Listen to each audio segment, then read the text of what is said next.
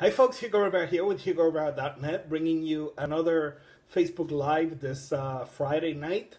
I'll be talking today about ketogenic diets and, if they're good for fat loss and muscle building, because I got asked that question on my private group, so I'm going to go ahead and cover that today.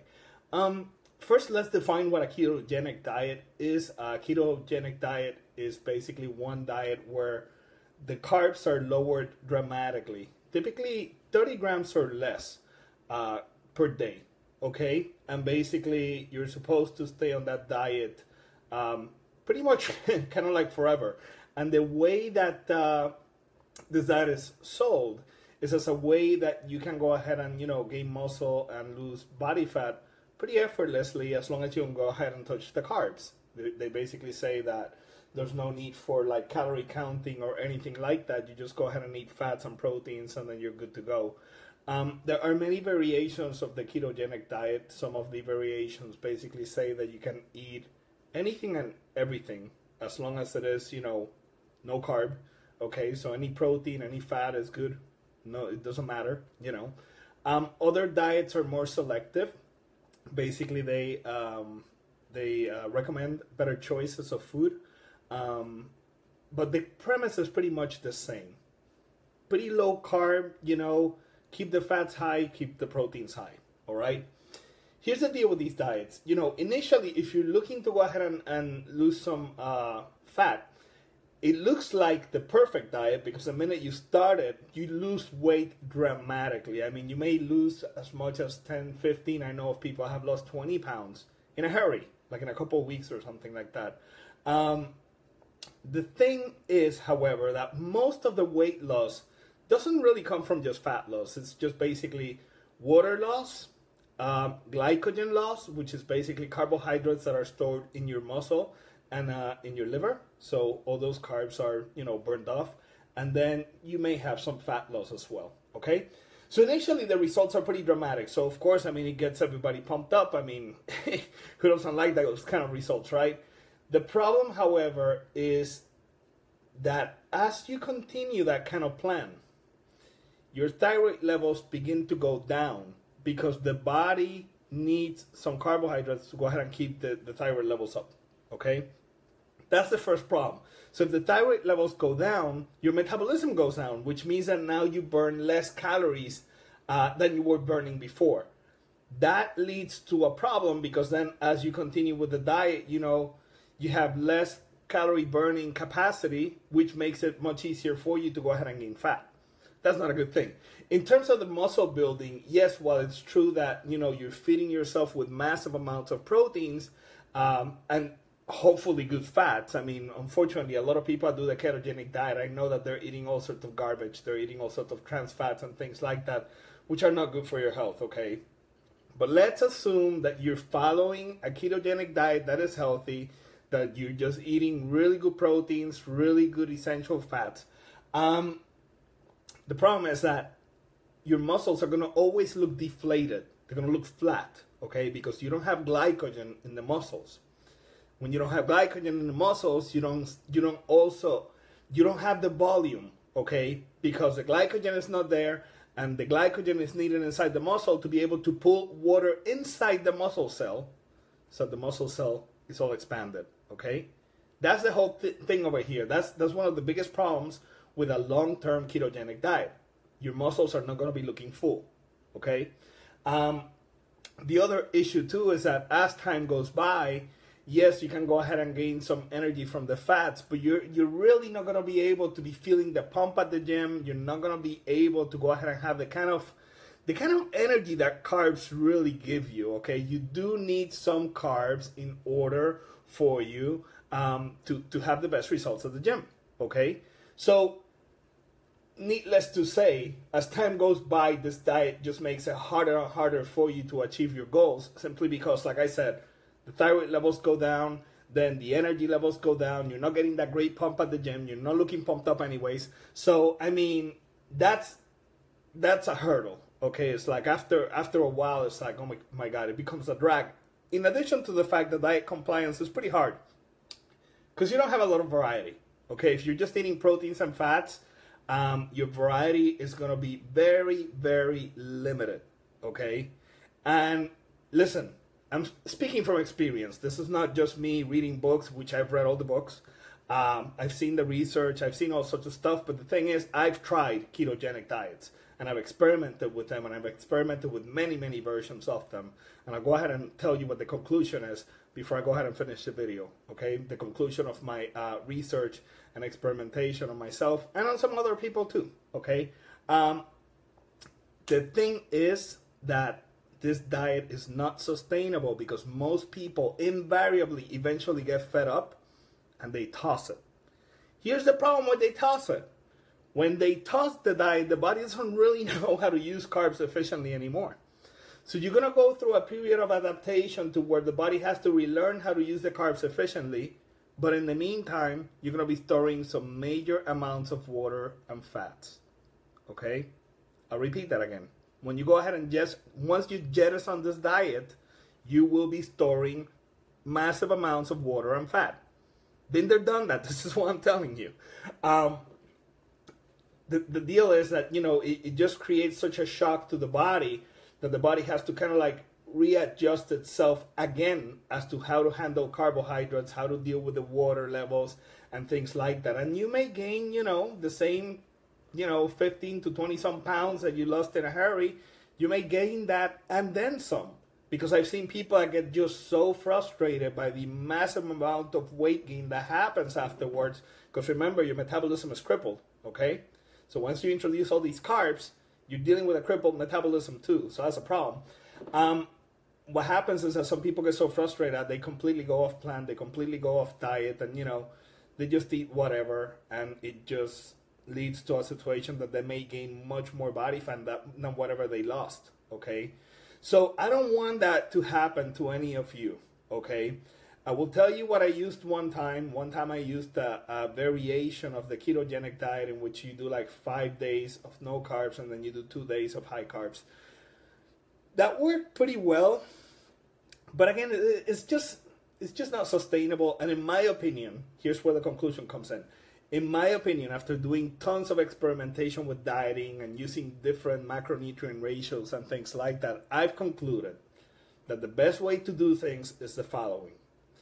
Regardless of where you're at right now, you always start with a 40-40-20 diet, meaning 40% carbs, 40% proteins, 20% fats, okay? Which approximately comes out to be like 1 gram per pound of protein, 1 gram per pound of body weight of protein per day, okay? 1 gram per pound of body weight of carbs per day. So basically, if you're 200 pounds, you're going to be eating 200 grams of carbs, 200 grams of protein, okay? And then 0.33 times your body weight in pounds is going to be your grams of fats per day, all right? This is what I suggest everybody start. This is what I call the baseline diet. And then based on the results that you see after a couple of weeks, once you go ahead and collect your measurements, once you collect your weight, and once you go ahead and take some pictures, you can ascertain if you want to go a little bit up or if you want to go a little bit down, depending on what's happening, okay? Some people are able to completely lean out and achieve their goals in this ratio, okay? Which is perfect. That's great. No need to go ahead and change things. Other people, most of us in fact, for those of us that want to go, those of us guys who want to go below 10% body fat, and for the women that want to go below 13 to the 14% range, then you have to do some carb cycling, okay? Carb cycling is great because you get some of the effects of the ketogenic diet, but without having to go into ketosis, so to speak, without having to basically take off all of the carbs from the plan. So what you do basically is that you go ahead and have like a low carb day where you're not taking off the carbs, you're just like reducing the amount of carbs, okay? So you do like a low carb day, then you do like a medium day, and then you do like a high day, all right? And this is proven to go ahead and get everybody in the shape that they need to get without killing your metabolism, all right? That's the deal right there, all right? Basically, you know, if you kill your metabolism, you're done. You have to go ahead. Sometimes it takes 6 months to a year to go ahead and fix a crippled metabolism, okay? You don't want that. So basically, a carbohydrate cycling for people that really want to go ahead and get super lean, like I said, guys that want to go from like 10% to like 6 or less, and women that want to go below 13 to 14%, well, you do a carb cycling protocol. But even on the low days, you're not going to be going like 30 grams of carbs, okay? In fact, one of my female competitors right now, like her low day is 70 grams, her, what is her medium day? She actually has like a couple of medium days. She has like 70 grams low, 120 grams, 150 grams, and then 200 grams of carbs. So she does that rotation, and then we just play around with the rotation, you know, based on how she's doing, you know. So these things work. That has been proven to work because it keeps the body off balance. And if you do your carbohydrate cycling properly, by not just completely killing yourself on the low days, you know, you go ahead and you put it at, you set the carbs at a level to where it's really stressing your body a little bit, but not so much that it's going to go ahead and put it into the emergency mode. Okay, that's the ticket right there. So, you know, that's the whole thing with the whole ketogenic diet stuff. I mean, honestly, like I said, I've tried it. I don't think it's a good idea, to be honest with you. And I have no agenda here. I'm not trying to dissuade people from trying things. I mean, if you want to go ahead and try it, go ahead. But I'm just telling you from experience, it's a losing proposition. Don't do it. Like I said, start with a 40-40-20 plan and then implement some sort of carbohydrate cycling protocol once you're lean. Once you're like I said, if you're a guy and you're at 10% body fat and you want to keep on going low, introduce some carb cycling. Why not? You know, but you're not going to be killing yourself. Trust me. That's the ticket. Let me go ahead and check out the questions over here because I see questions going and I haven't paid attention because then I lose my train of thought. So sorry for that. Let's see. Body Life is saying, I'm 80 kilograms, so how many calories do I need per day? Well, don't think so much about calories. Let's go ahead and talk about your macronutrient ratios, right? So you're 80 kilo, right? So in that case, let me go ahead and do a quick math for you. 80 kilo times 2.2 equals 176 pounds. So start with like, I don't know, start with like 176 grams of carbs, 176 of protein, and how many fats? 176, 1 second.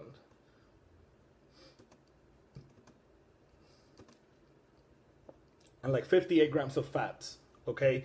If you want to, you can round it up. Do it 180 grams of carbs, 180 grams of protein, and 60 grams of fats, okay?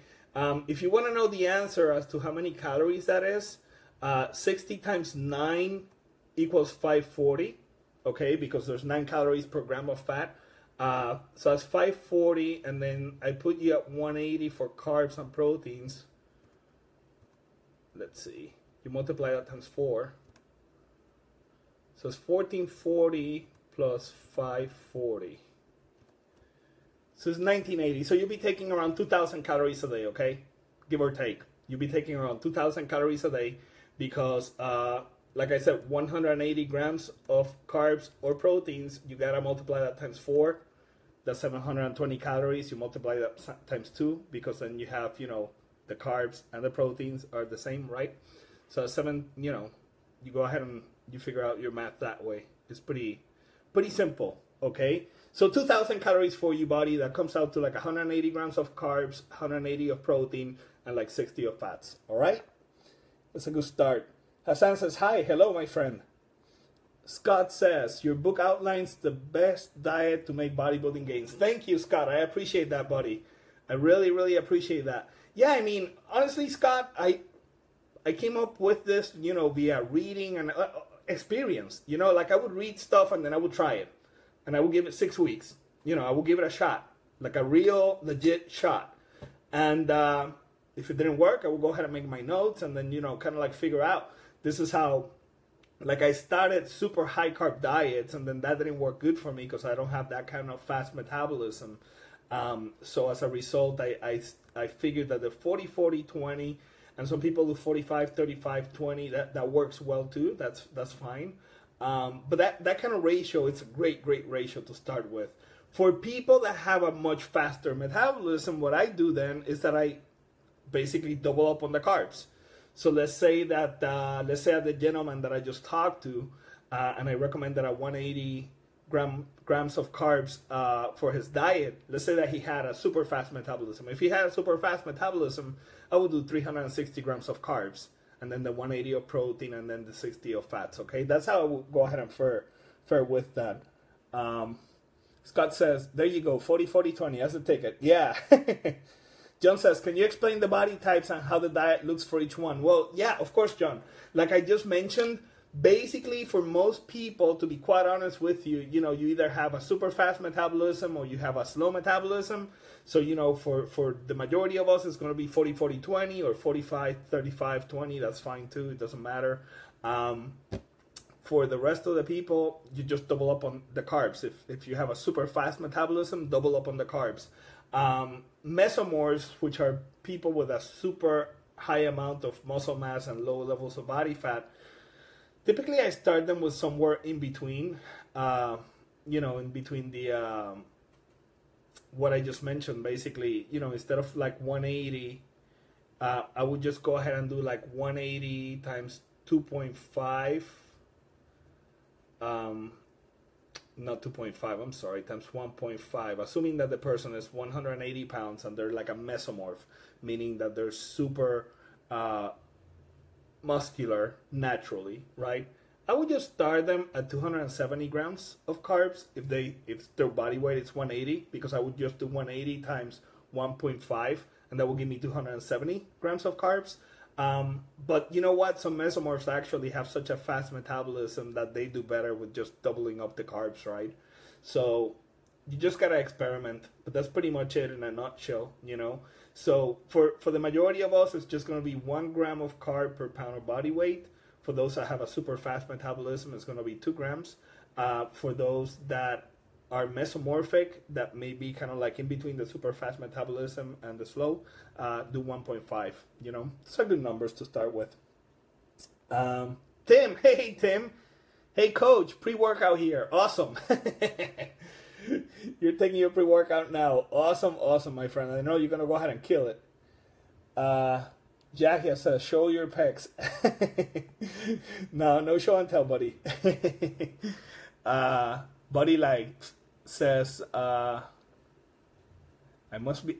may be reading your name wrong. I'm sorry for that. He says, thanks, coach. Awesome. My pleasure. So anyways, that's the whole deal with the dieting stuff. There's a lot of confusion when it comes to the diet, but you got to remember the following. The take home is that if you push your body too hard, your body will fight you. Okay? Don't think that the body's stupid. Some people, even some medical doctors, unfortunately, they fall for this. It's sad, but it's true. There's just so much misinformation out there, Here's the deal. You could go on a liquid diet of 500 calories, which is the worst thing you can go ahead and possibly do. And your body will fight you. Your body will go ahead and basically start lowering its thyroid levels. It will lower your testosterone levels. It will increase the cortisol levels, which causes a hormonal situation that makes it very hard for you to continue to lose fat. And certainly, it'll be impossible for you to go ahead and gain muscle. Okay? Gaining muscle is the key for permanent gains. Remember that, because every pound of muscle that you gain is 50 extra calories that you burn. Okay? So the ticket for permanent fat loss is to continue to do a plan that increases your metabolism over time via an increase in muscle production, right? And by preventing the body from getting into any of these mechanisms that just make the metabolism go down, right? That's the whole ticket right there. If you remember that, you will be super successful with your diet plan, and you're not going to go ahead and be falling for these schemes and scams of like, oh, do this diet or do the other diet, etc., etc.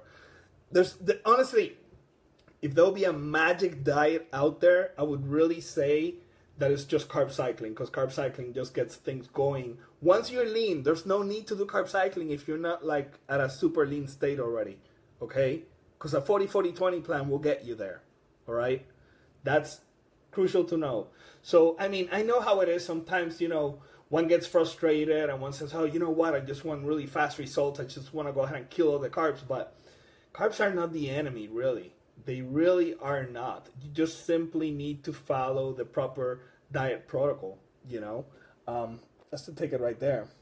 Let's see what we have here. Carter says, what is the best exercise for big triceps, my friend? Hey, Carter.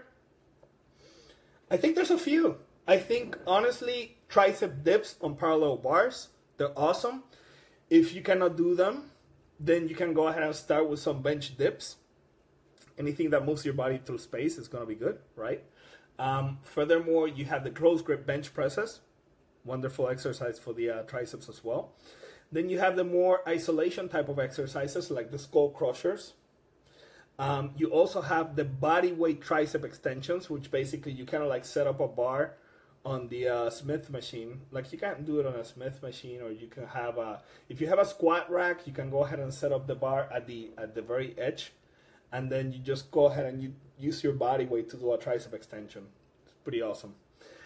Furthermore, you have the overhead tricep extensions, you have the various tricep kickbacks, you have the tricep pushdowns as well, okay?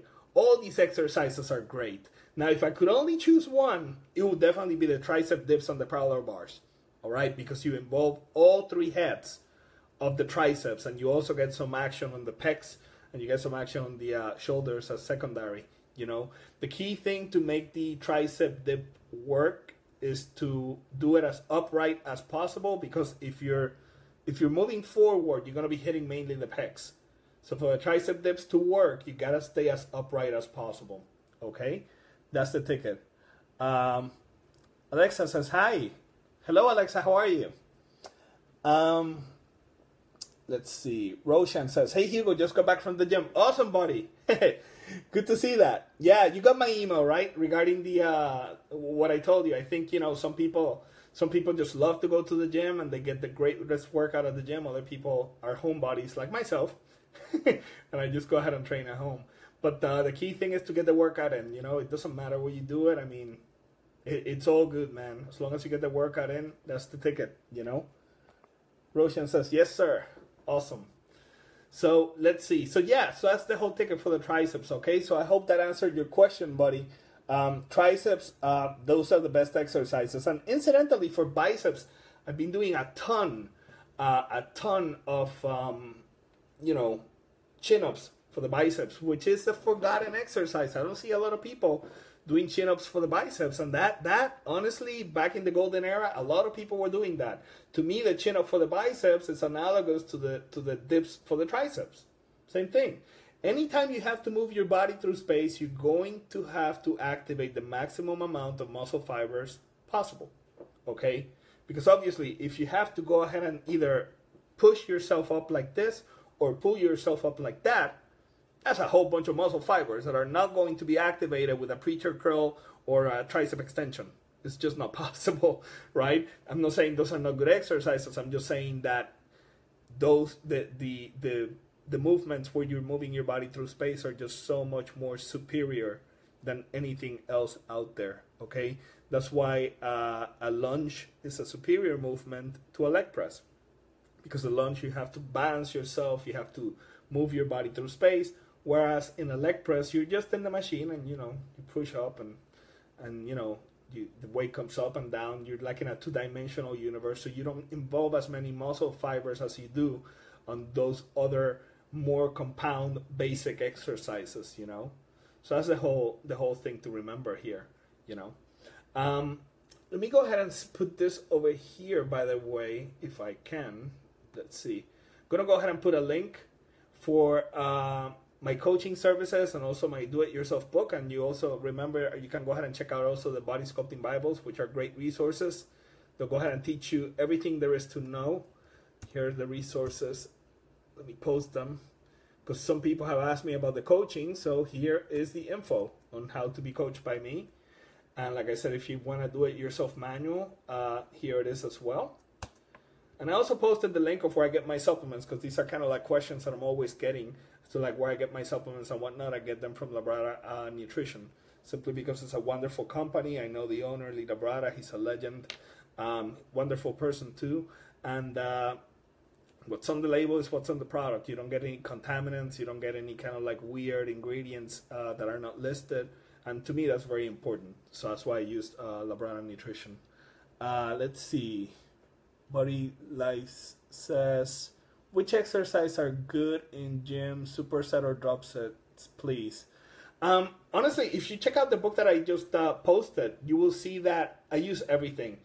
I do like 3 weeks of supersets where I'm using, you know, lighter weights. I'm going higher repetitions. I do less rest in between sets, and then I go ahead and move to like 3 weeks of like heavier weight, lower repetitions, a little bit more rest in between sets. I do kind of like modified supersets, and in that manner, what I'm doing is that I push the body to the limit, and then I back off to allow it to grow, and then I push the body to the limit, and then I back off to allow it to grow. So that's the ticket. The drop sets, I typically use them during my loading phases, which is the superset phases, where I'm doing like higher repetitions and things like that. Perfect time to implement the drop sets. So, you know, I don't do drop sets all the time.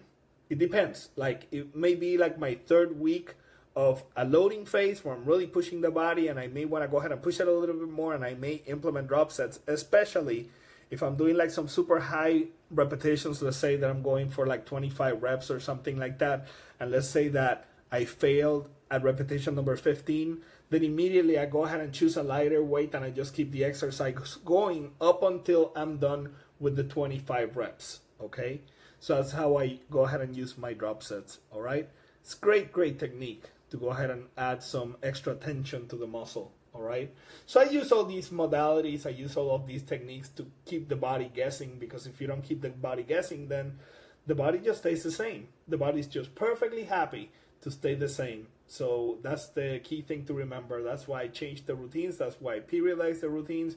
And I always do a variety of exercises, because again, if you do the same thing all the time, your body just gets used to it, okay?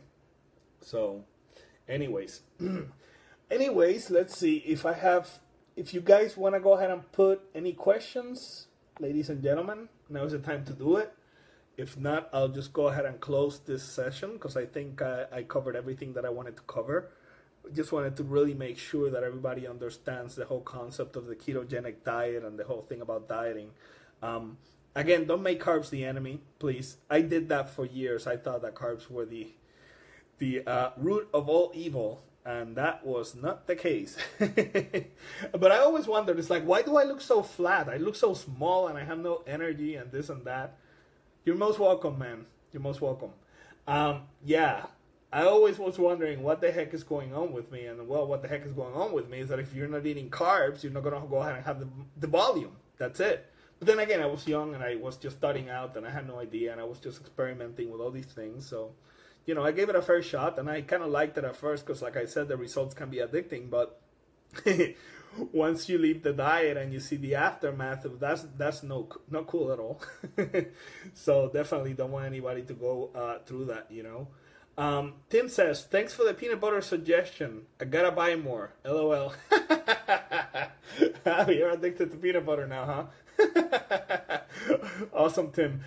You know what I do, buddy? I make sure that I don't have more than 1 serving per day, because it's really easy to get addicted to that stuff, and the fish oils are much more superior to the peanut butter. But the peanut butter is a great source of fats, and it just makes for a delicious you know, way to get some fats in, especially if you're mixing it up with like a protein. You know, like me, I like to mix it with some chocolate protein, which is just absolutely awesome.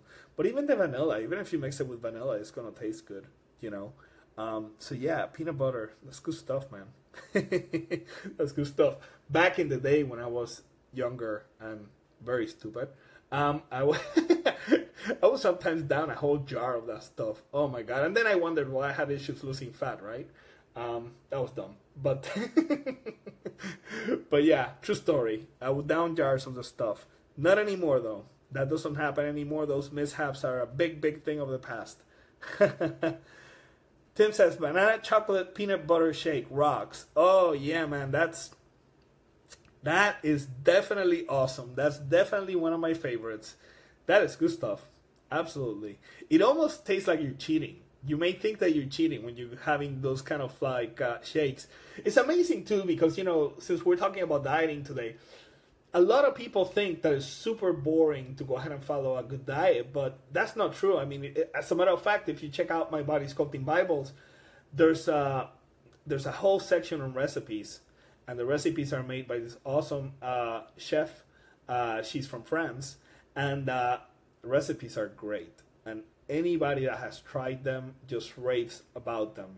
It goes to show you that you can have a very, very good and tasty diet, okay, that is healthy. So the whole thing of like, oh, I cannot eat healthy because it just tastes bland. Well, it tastes bland if you make it taste bland, you know, but if you put some extra effort, it doesn't have to taste bland. My food certainly doesn't taste bland. So, I mean, yeah. Of course, if you don't add anything to it, like if you don't add any kind of like herbs and things like that, it's going to go ahead and taste horrible or not taste like anything at all. But you don't have to do that. You don't have to be like that. I mean, you can add certain things and everything in moderation. Like, for example, me, when I go ahead and have my brown rice pasta, I make sure to use some organic tomato sauce. Nothing wrong with that. I don't down the whole thing. I don't even use a whole serving. I just go ahead and put like enough of the tomato sauce. It's probably like, Jesus, it's like 1/8 of a cup if I really had to go ahead and measure it. I don't put much, but you know, it gives it that extra flavor, which is kind of cool. You know, it makes it look, to me, it's like I'm cheating on my diet, which I'm not. So it's pretty awesome, you know. So nothing wrong with that. The problem is when some people, you know, they're like, if I tell them, yeah, you can go ahead and have a little bit of tomato sauce, then they go ahead and put the whole jar. Well, that's an issue, you know. Everything in moderation is good, you know, when it comes to like spices and condiments and things like that. I always shy away from salt, though. Salt is something I don't touch. My wife uses the Himalayan salts for her because she actually needs way more salt than I do. But me, I don't put any salt in my food. Some people need some extra salt, I'll say that. But I don't put any extra salt in my food. It's something that I definitely shy away from. But, you know, with the tomato sauce that I put, it does have a little bit of sodium in it, but it's all good. I mean, I take in way more potassium than sodium in my diet, which basically keeps the water balance how it should be. Like, I'm not going to go ahead and be retaining any water from the salt. That's what I'm trying to say. So, anyways, let's see. Uriel. Hey, Uriel, how are you, buddy? Hi, Hugo. What do you think about the keto diet? Oh, I just covered that. You're going to have to go ahead and see the replay. But in a nutshell, Uriel, I'll just say this. It's a no-go. And just take a look at the video because I covered it in detail. You'll understand why I feel that way, okay? Basically, at the end, you're going to go ahead and rebound and you're going to gain everything back.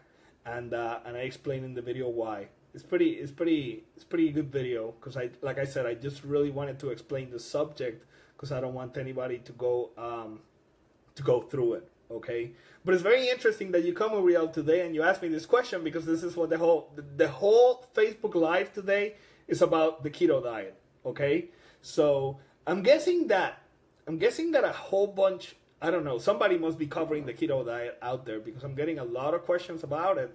So that's why I decided to go ahead and do this because I got like a couple people that requested that via Facebook. And then I had like 4 other people I requested it via email, you know. And so yeah, I'm guessing that, and then you come over here and you ask me too. So it's like perfect timing though. The video will tell you why. But I just gave you the executive summary. The executive summary, buddy, is don't waste your time. There are better ways, and I cover that on the video too, okay? Start with a 40-40-20 plan, and then once you get lean, like a 10% body fat, then you go into a carb cycling plan, okay? The carb cycling is going to give you the best of both worlds, okay? Because it's not going to put you in a keto state, so to speak, but it's going to definitely take advantage of a little bit of carbohydrate deprivation, a little bit, and then, you know, we just keep the metabolism high because we're not eliminating the carbs, okay? We're having a low day, we're having a medium day, we're having a high day. So that keeps the body guessing, but it doesn't cripple your metabolic rate, okay? That's the whole ticket, all right? So anyways, so with that said, I'll go ahead and finish off my live today. Thank you so much for everybody for showing up over here. Hope everybody had a wonderful week. Keep training hard, but train smart. The same thing with dieting. Remember, any kind of like thing weird that you throw at your body's going to fight you back. You're not going to be able to win the battle. We got to negotiate with the body, and we got to coax it to do what we want it to do. We don't go ahead and just push it like that, because it's just not going to work out. Trust me. Been there, done that. I've tried it. I'm trying to save you the pain. All right? So anyways, with that said, until next time, take care and train hard. Bye-bye.